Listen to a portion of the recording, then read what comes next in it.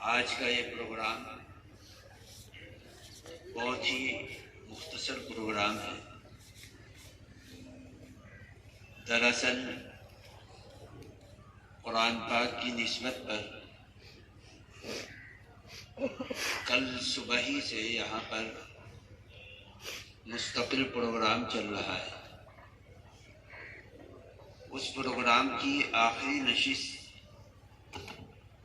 اس وقت دو مناسبتوں سے منعقد ہو رہی ہے۔ ہمارا ہر کام اللہ اور اس کے رسول کے مشن سے جڑا ہوا ہے، اس لیے ہم ملک کے لیے بھی اگر ملک کی خدمت کرتے ہیں تو دین کی مناسبت پر کرتے ہیں، اگر قوم کی خدمت کرتے ہیں تو دین کی نسبت پہ کرتے ہیں۔ ہماری زندگی ایک سچے ایمان والے اور سچائی سے تعلق رکھنے والے کی زندگی اپنے اگلی زندگی کو کامیاب بنانے کی فکروں میں گزرنی چاہیے۔ اسی مناسبت سے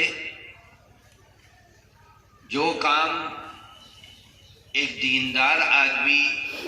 اپنی زندگی میں کرتا ہے اس کو کسی نہ کسی اعتبار سے اللہ اور اس کے رسول سے جوڑ کر چلتا ہے۔ یہاں پر بہت سے نئے مہمان ہیں جو آج کی اس مجلس میں دعوت پر حاضر ہوئے ہیں، اس ادارے کی محبت میں حاضر ہوئے ہیں۔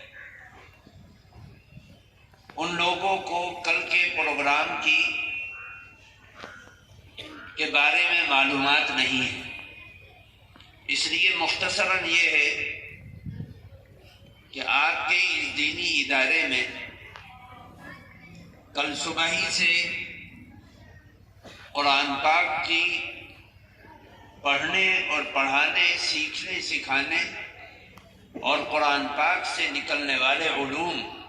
اور قرآن پاک کو سمجھنے کے لیے جن بنیادی علوم کی ضرورت ہے ان کا ضلع سہارنپور کے اکثر مدارس کے طلباء کا کمپٹیشن ہوا۔ یہ مسلسل 10 دن سے یہ پروگرام مختلف تحصیلوں میں چل رہا ہے۔ ماضی کے اندر ان پروگراموں میں ہمارے ہمیشہ یہ رہا کہ ہم نے سارے ضلع کے مدارس کو جو اس قرآنی کمپٹیشن میں حصہ لینا چاہتے ہیں، ہم ان لوگوں کو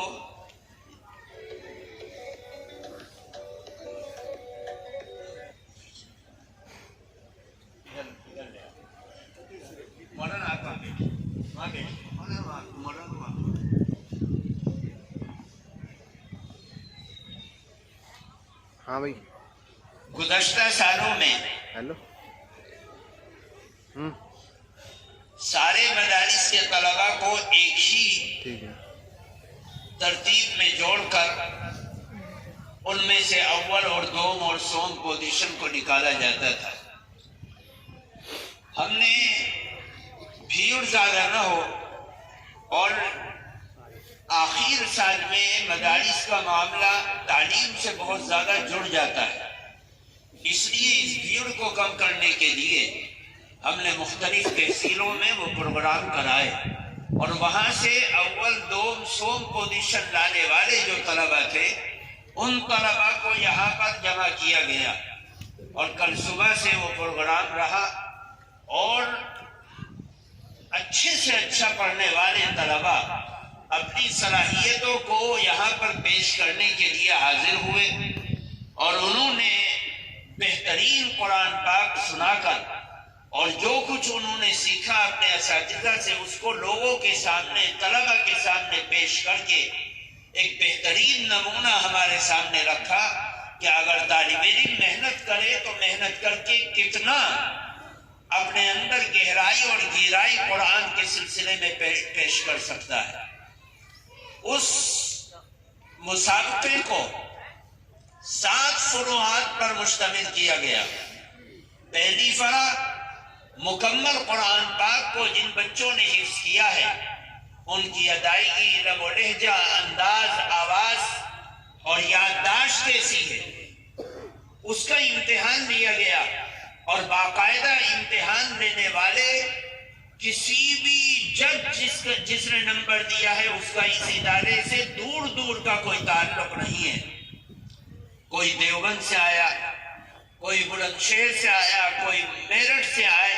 اور انہوں نے آپ کے سامنے پڑھا بھی، مدرسہ مظاہر علوم سے آئے، اور پھر مولانا محمد علی صاحب مہاراشٹر سے عقل کنواں سے آئے،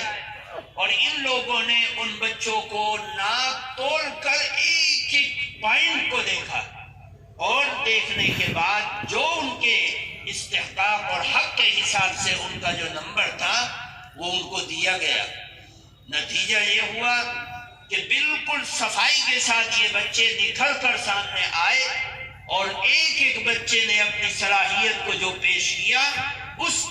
صلاحیت کے آدھار پر، اس کے نسبت پر ان بچوں کو یہاں پر پرائز دیے جائیں گے اور ان کو ان کا حق دیا جائے گا۔ یہ سارا معاملہ 7 فروعات پر مشتمل تھا،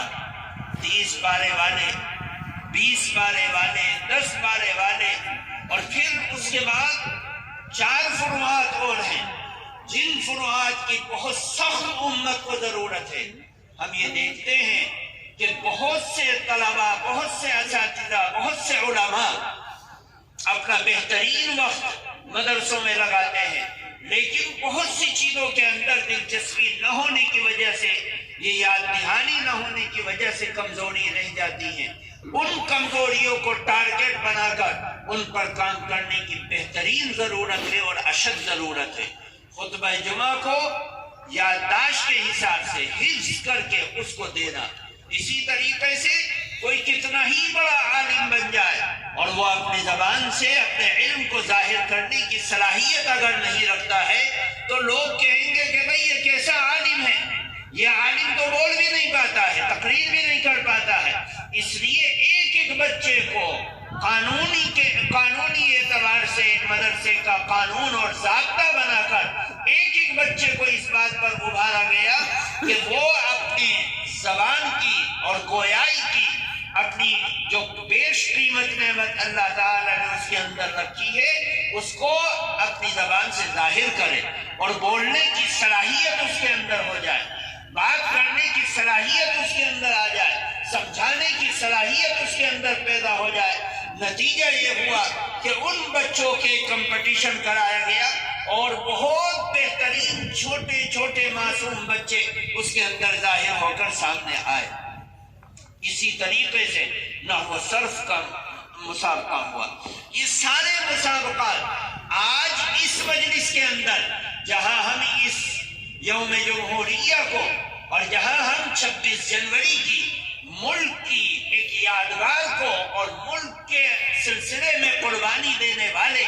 عظیم سپوتوں کی کہانیوں کو ظاہر کریں گے، اسی اعتبار سے ہم ان کے درمیان میں انہی عظیم سپوتوں کے نقش قدم پر چلنے والے ان معصوم بچوں کو، ان کی تعلیم کو، ان کی تربیت کو، ان کے انداز کو اور ان کی صلاحیتوں کو بھی لوگوں کے سامنے پیش کریں گے کہ ان مختلف مدرسوں کے بچوں نے کس کس طریقے سے تعلیم کو حاصل کیا اور اپنے اندر کمال کو پیدا کیا ہے۔ تو آج اب اس وقت آپ حضرات سب یہی بیٹھے رہیں، مولانا جائیں گے اور یہ علماء جائیں گے اور جھنڈے کے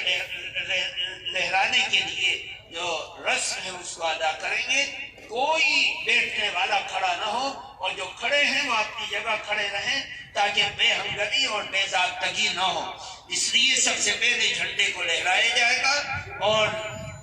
اس کا ترانہ گایا جائے گا، اور اس کے بعد پھر اگلے پروگرام کو شروع کیا جائے گا انشاءاللہ۔